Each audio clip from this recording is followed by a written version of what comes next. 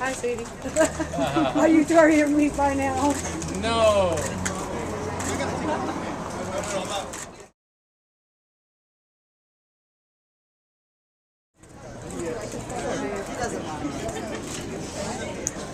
Kyle, would you ever really run for mayor? I want to know if you'd ever. You don't want me as your mayor.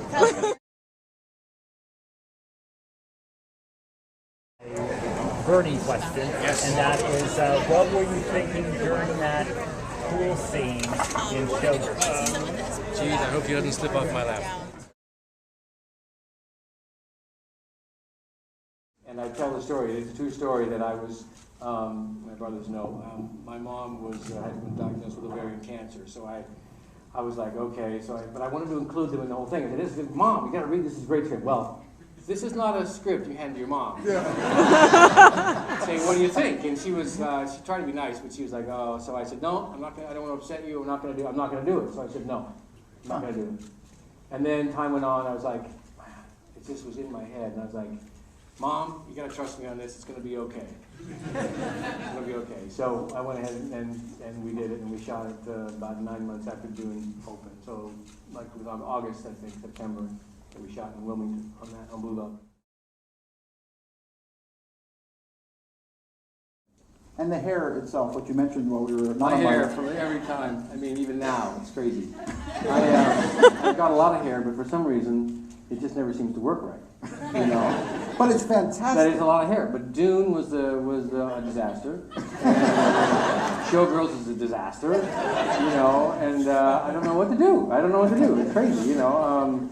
I did a thing with Frankenheimer. I did Attica Against the Wall HBO thing, and I had it was like Elvis. It was black, and it was like that, and of course maybe the best was Cooper, because it was just black and smacked on my head, straight down. That, you know, enough said. It was done. So I love your hair, though. I mean, I think your hair is like a feature of every performance. Thank you very much. Everybody should have such good hair. And so I'm very lucky. Right, brothers? I'm very lucky. Right, brothers?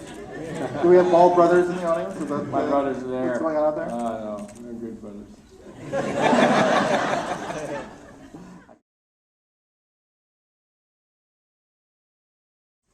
I met Oliver for the role that Charlie did in that movie, and I liked Platoon, but honestly, I didn't like that he killed the guy at the end. I thought, well, I was like, no, he should. It's not noble. I was like, oh. So I kind of hesitated, and then Blue Velvet came along. I was like, no, I won't do that, you know. But Platoon, you know, turned out to be Platoon, yeah. Would you compare? Could have been Charlie Sheen. I don't know. I mean, the whole, I think I made the right choice.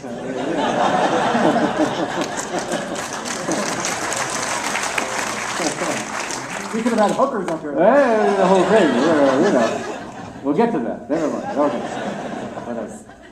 Anyway, but Oliver. So I knew Oliver a little bit. So yeah. So we had kind of a little relationship. Oliver did this craziest thing to me. So we're at this Independent Spirit Awards, and I think I'm presenting Oliver an award for Platoon, in fact.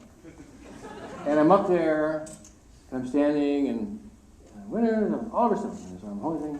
Oliver comes up. So he walks up like this. I'm standing there, and he comes like this. And you turned it down. And he walks up like this. And I'm like.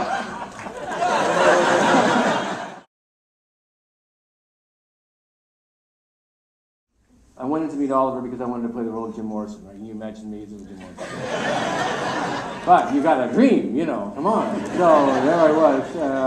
And Val had sent in a tape that he'd done where he dressed up like Morrison and the whole thing. And then, so Oliver died, he came back to life. He did, I mean, Val, I gotta say, Val did an amazing job in that movie. He really should have been nominated. He did a wonderful, wonderful performance, I think. And so I was Ray. So I was like, why'd you hire me for Ray? There's like 5 other guys who do better. But he was like, no, I want you to be Ray. Like, okay. And then they put the wigs on us. I don't know what they were doing. I'd walk in and I'd watch the whole production from the audience. I go, it's incredible. It's like a whole Vegas production, you know. And I did my scenes, and they seemed really okay, you know. It's working. It's going to be all right. And the rest of the time I was skiing in Heavenly because we were shooting in South Lake Tahoe. So I had my skis, I was up skiing, having a good time. you know, we were fine. Okay, finally the movie, we cut together. I go see the screening of the first, screening before we start press. This is when they would screen it, and then you had to do the whole press. And I saw it, and I was like, oh my God. I literally, the first scene, I was like, oh my God. And then I was like, no, it's going to get better, it's going to get better. And the second scene, oh my God. And I'm like, I'm not even on the screen yet. And I'm like, oh, yeah. And we get through all this stuff, and then there's me walking naked across the thing. Like, I said, well, actually, don't look too bad. That's okay. That part's okay. I'm like, okay. 50 years from now, I'm going to look back and say, yeah, this is pretty good. Anyway, and then the whole pool thing, I was like, oh my God. So I was just cringing, and I said, I got sick the next day. I couldn't do press. They didn't like me very much. But, you know, it stayed around, and sort of embraced, and, you know, it was made with the intentions of being like really intense, and it's just camp and crazy, and it's fun, and it succeeds for all the wrong reasons, but it still succeeds. And so you got to embrace it at a certain point. You're like, okay, what are you gonna do?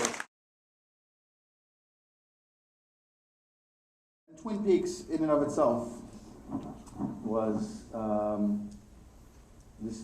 I remember just David Lynch is going to do television. Network television, and I was like, and it was a movie of the week. It was a backdoor pilot, so it was like, well, this is crazy. I got to be a part of this because it's, you know, it's anarchy. So let's make it. And it was a 2-hour thing, and then if for any reason they bought it as a pilot, nobody believed in a million years it was going to go to series, and we all signed on and said, oh, this would be great. I mean, I remember when we did the pilot, I was like, I read the role, and Mark Frost, David's co-writer, wasn't sure about me, and I wasn't sure about me as the FBI. I said, I think I'm too young for this FBI, you know. But I met with Mark, and met at the Border Grill in LA, and had lunch together, and he said, no, I think you can do it. So, and Mark Frost was the co-creator with David. And I remember just really having fun with this guy. And I just said, this feels really right to me. your youth was kind of part of the fun of that character. I guess I look at it now, I look like just a kid. I was 30 or 29 or 30 or something. I was like, hey, I'm like a baby. Part of the spoils of Twin Peaks was this notoriety that came, flash notoriety, and they invited me to host Saturday Night Live. And it was the opening, it was the first show of the 15th season. So, and it happened to be Mike Myers and Dana Carvey and Phil Hartman, and it was Chris Rock's and Chris Farley's first show. So, and I came in on after I had a whole summer to write material, so the stuff that we had to choose from was like the stack. As the year goes on, the stack gets lower and lower and lower, and finally they're scraping, you know. But Mike Myers was really coming into his own, and he had this thing called the Scottish Shop, which they tried 2 or 3 times, had never really gotten off the ground. So we did the Scottish Shop where he played piano, and son, I love you, and it was just a lot of that, yeah. Oh, you're my, you know. And we just had a fun time. And Mike and I did that. We did Sprockets, which lives on. That one lives on in the archive. They have like a compilation disc, and so the Sprockets lives on. And they did a Twin Peaks spoof, which was included. It's on the gold DVD set, I think. That's so cool that they put it on that. But it was incredibly. I think Rob Schneider wrote that with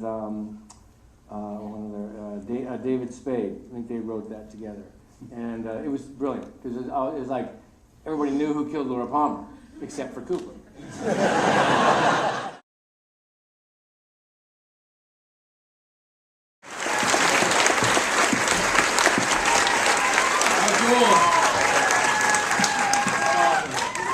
Thanks, Eric. That's cool.